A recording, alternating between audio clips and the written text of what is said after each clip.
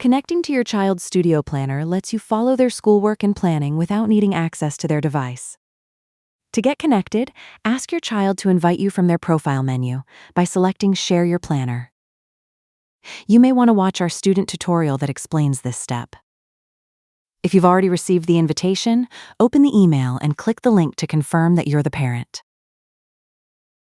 You'll see a confirmation that you've successfully been linked to your child's planner and that you'll begin receiving a weekly summary every Friday.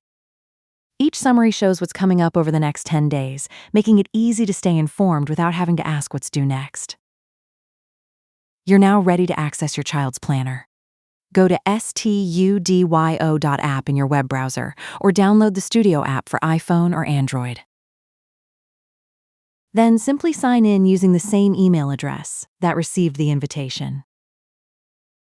You'll automatically have read-only access to your child's planner.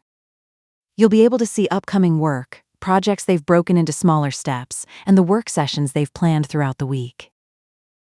Private tasks remain visible only to your child, and you won't be able to make changes to their planner. You're all set.